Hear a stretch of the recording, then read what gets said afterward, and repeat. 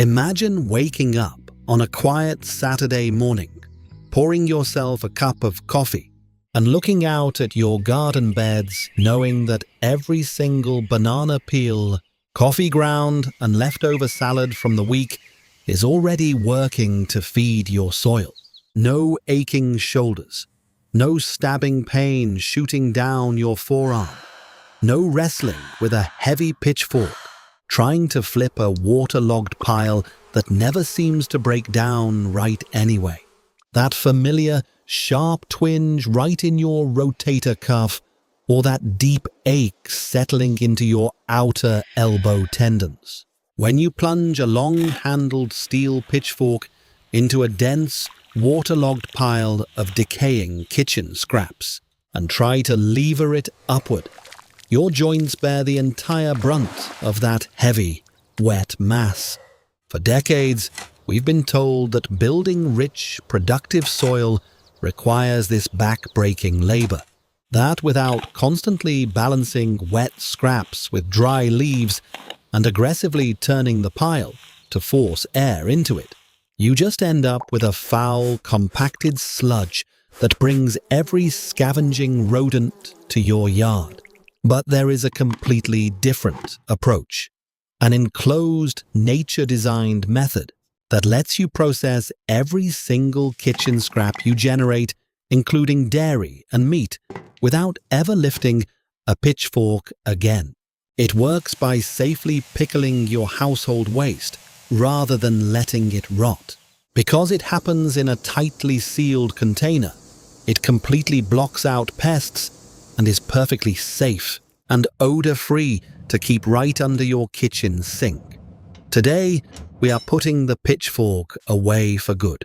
Let me walk you through exactly why the old way has been wearing you down, and then show you the smarter, lazier path that actually preserves more nutrients for your plants. For years, most of us have been taught that good composting means maintaining the perfect balance of dry browns, like dead leaves and shredded newspaper, with wet greens like vegetable peels and grass clippings. The problem is, getting that ratio exactly right is nearly impossible for the average home gardener. When we don't hit that sweet spot, the pile collapses into a suffocating sludge. Here's what's actually happening at the microscopic level, and I promise this will make perfect sense. In a traditional pile, the microbes acting as the cleanup crew need to breathe oxygen to do their work. When the pile gets too dense and heavy, those microbes suffocate. When they suffocate, they panic and start releasing methane gas and harsh ammonia. During this stressful breakdown, up to 50% of the valuable carbon and nitrogen literally float away into the atmosphere, completely lost to your garden. You're doing all that heavy lifting, and half the nutrition you worked so hard to create just vanishes into thin air. And let's talk about safety for a moment. Traditional outdoor piles with food scraps are an open invitation for neighborhood dogs or wildlife to dig in, which can cause severe digestive upset for animals. If you've got a curious dog or grandkids playing in the yard, that open pile becomes a real worry. By stepping away from the open pile and using a sealed system, we physically lock the scraps away, adding a necessary layer of protection for our pets and peace of mind for us. But what if we stopped fighting so hard to force oxygen into the pile? What if we starved it of air on purpose and let a completely different crew of microbes take over? Let me show you how simple this really is. Picture a specialized 5-gallon bucket. This bucket is roughly the exact size of a standard office water cooler jug. It fits neatly right inside your home, tucked under the sink or in a corner of the laundry room. Whenever you have food scraps, lay down a 2-inch layer at the bottom.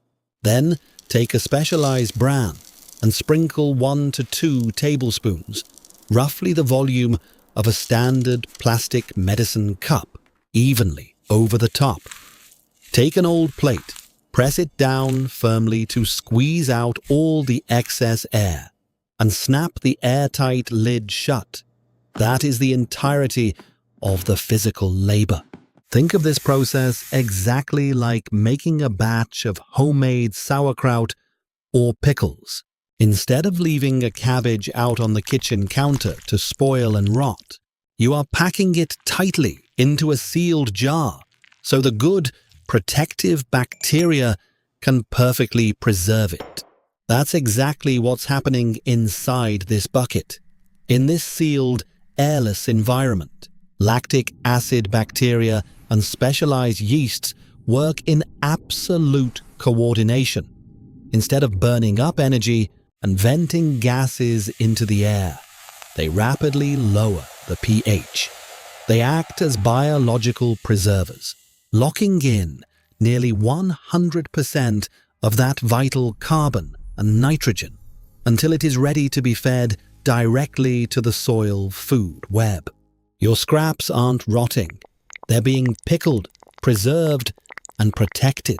Let me know down in the comments.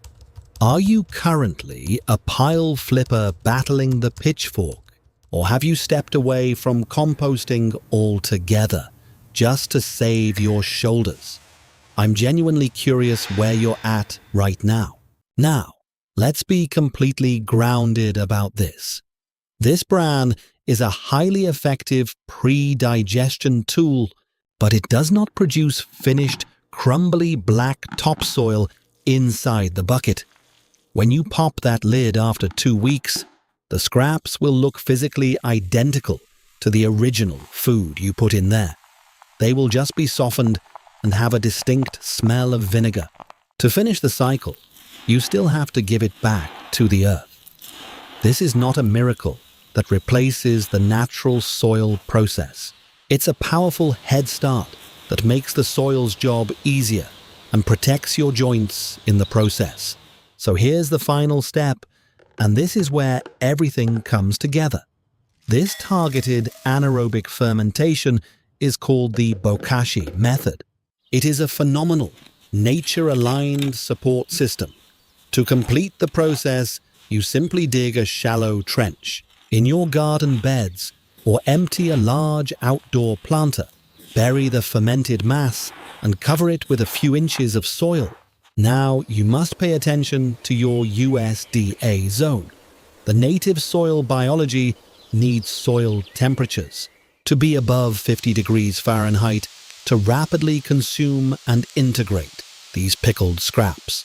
If you are in zone 5 or below, and the ground is frozen solid with winter frost, you'll need to hold off on burying, or use a large indoor soil bin until the spring thaw arrives. Timing matters here, so work with your climate, not against it. In just 3 to 4 weeks in warm soil, that pickled waste completely vanishes, giving your plants a massive reserve of nutrition. You get the sustainable, thriving garden you've always wanted, while your rotator cuffs and elbows finally get the rest they deserve. Picture yourself on a Sunday afternoon, sitting on your porch with a glass of iced tea, watching your tomatoes climb higher and your peppers fill out with deep green leaves. Your neighbor leans over the fence and asks what your secret is. You smile and tell them you stopped working so hard. You let the microbes do the heavy lifting. You worked smarter, not harder, and your body thanks you for it every single day. If you want to keep gardening smarter instead of harder, make sure to subscribe and join our community of smart gardeners. We share practical, body-friendly wisdom here every week. Don't forget to answer our question in the comments below, and I will see you out in the garden next time.